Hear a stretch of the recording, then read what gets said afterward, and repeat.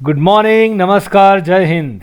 Students में या तो होता है टैलेंट या वो करते हैं हार्ड वर्क। अब देखिए, यदि आप टैलेंटेड भी हैं और आप हार्ड वर्क भी कर रहे हैं तो आपकी सक्सेस है 100%।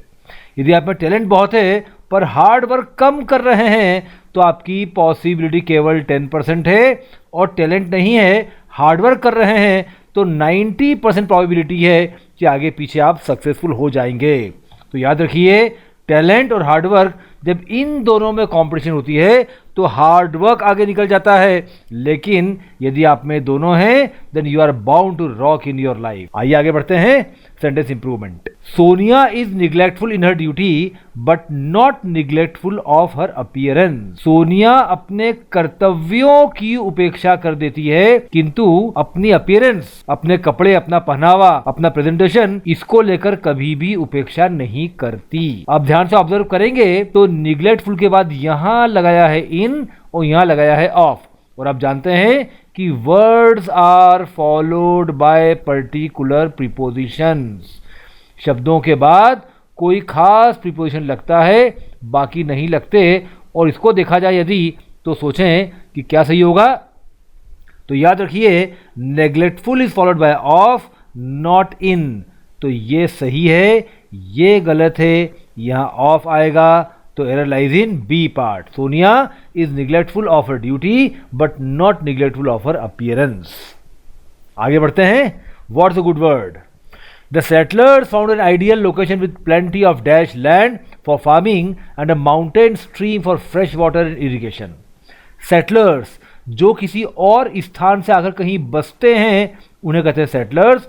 उन्होंने ढूंढी एक अच्छी लोकेशन जहां खूब सारा लैंड था खेती करने के लिए, और एक पहाड़ से आने वाला झरना था ताजे पानी और सिंचाई के लिए। तो कौन सा ऑप्शन आएगा यहां पर? देखिए, कैंडिड का मतलब होता है बहुत ही फ्रैंक, बोल्ड, जब बिना डरे आप काम करते हैं कैंडिड। और आजकल आप जानते होंगे कैंडिड इमेजेस भी होती हैं जो बिना प्लानिंग के आप अचानक लें, उसे बोलेंगे कैंडिड सेल्फी। प्रोविंशियल मतलब not of central government. Regional government को बोलेंगे प्रोविंशियल गवर्नमेंट।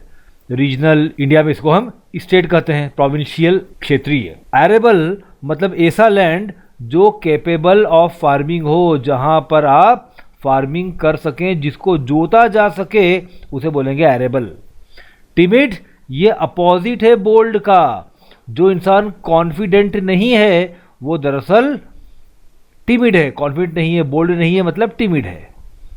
और Quint somebody who is very different, very uncommon. और इस अनकॉमन होने के कारण जो बहुत ही अट्रैक्टिव भी हो उसे कहेंगे Quint. Something attracts you because of being uncommon, so it is Quint. अब बताइए which is the best option? आप समझ गए होंगे, arable is the best option. ऐसा लैंड जिसको जोता जा सके, जिस पर खेती की जा सके, ऐसा लैंड। आगे बढ़ते हैं दोस्तों। Let's understand the world better. और आज का ही हमने पैसेज लिया है इकोनॉमिक टाइम्स के 9 जुलाई 2020 के एडिशन से। अब देखिए इस पैसेज का स्ट्रक्चर क्या है। दरअसल when you apply for many competitions, आपको कई बार राइटिंग करना होती है, तो आज से हम कोशिश करेंगे कि थोड़ा सा पैराग्राफ का ऑर्गेनाइजेशन डिस्कस कर सकें।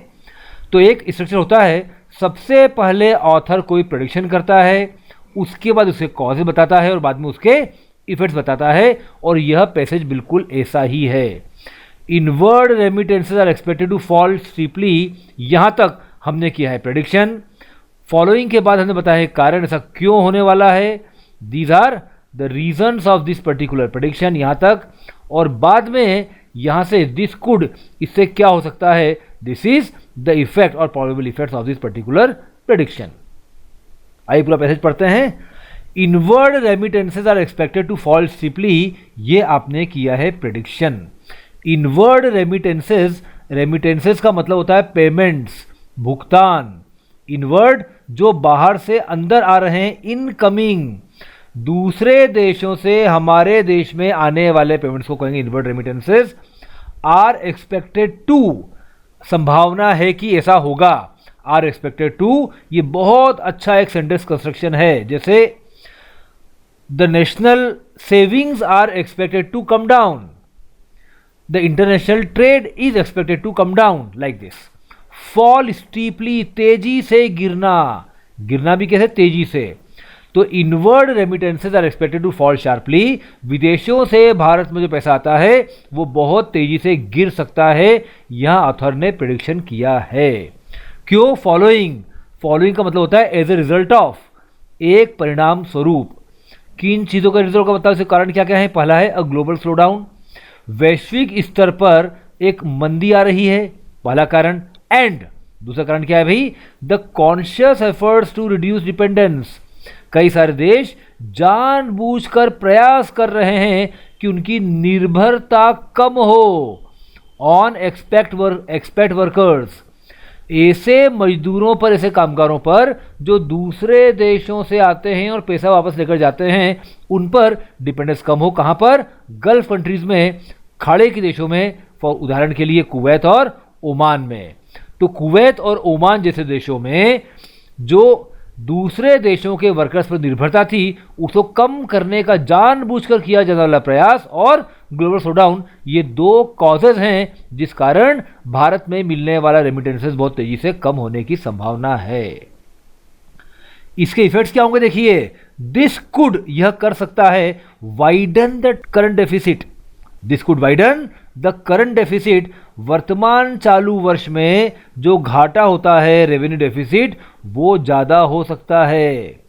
दूसरा इफेक्ट, डैम्पन डिमांड, डिमांड कम पड़ सकती है, जब पैसा कम आएगा तो डिमांड, मांग भी कम हो जाएगी। एंड और raise the pressure for jobs, jobs के लिए दबाव बढ़ेगा इन एरियाज, कौन से क्षेत्रों में? जो हैविली डिपेंड करते हैं ऑन माइग्रेंट रेमिटेंसेज, दूसरे देशों में जाकर काम करने वाले लोगों से मिलने वाले पैसे पर जहां निर्भरता है। और ऐसे एरियाज कौन से इंडिया में? एक एग्जांपल है केरला, बिकॉज केरल से बहुत सारे लोग जाते हैं कुवैत और ओमान और उनसे मिलने वाले पैसे पर उनका पूरा घर चलता है, तो ऐसे एरियाज में जॉब्स का प्रेशर बढ़ेगा। तो इस पूरे पैसेज में एक प्रेडिक्शन है, उसके 2 बताए गए हैं कारण और 3 बताए गए हैं effects. Thank you dear friends, ये आपको कैप्सूल कैसा लगा हमें जरूर बताइए कमेंट करके। अच्छा लगा हो तो लाइक करिए, शेयर करिए, बेल आइकॉन प्रेस करिए और लगातार देखते रहिए। आरआरबी की वैकेंसीज निकल आई हैं, अप्लाई जरूर करिए, हम इसका पूरा कोर्स कवर करेंगे। Thank you, all the best, enjoy.